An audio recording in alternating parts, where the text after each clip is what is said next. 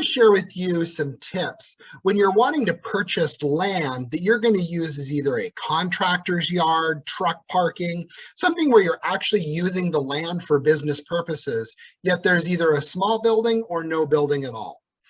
In general, land loans are hard to finance. Banks want to only finance land for a short period of time, usually 12 months, and they want you to construct something on it. However, we understand that that's not always the case, especially for contractors, truckers, that type of things. So the reason why land loans are so difficult for banks is because back in 2008, 2009, when people were really struggling, we found that most people who had land chose not to make those payments, but if there was a building, their home or something like that, they chose to make those payments. So banks, again, are taking on a little more risk, and that really worries us.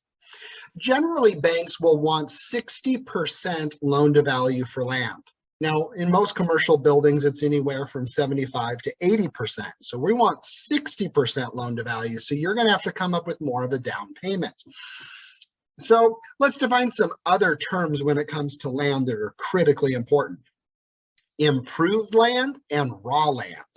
Improved land is when there's water, sewer, things already going to the property. That's improved land. Raw land, which is really hard to finance, is where you're out in the middle of nowhere, there's no utilities, there's nothing except for dirt. And those are definitely harder for a bank to sell if we ever had to take it back, so hence why those are a little bit more difficult.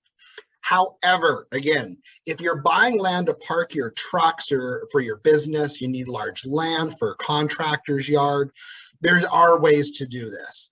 Of course, conventionally, like I said, you're looking at about 60 to 65% loan to value, so you need to come up with the rest.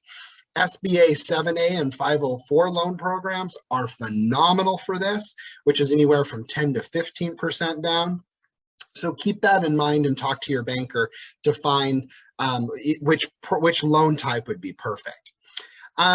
Think about this too. More of a loan can be given when there is a building on the property, because then we're actually putting a lot of our efforts on the building itself. So then we can maybe go up to 70, 75% on there. So if you have a building and say 10 acres, that actually helps us rather than pure land with no building on it. It gets complicated. Talk to your banker. The bottom line is a good banker will find a way to get it done for you.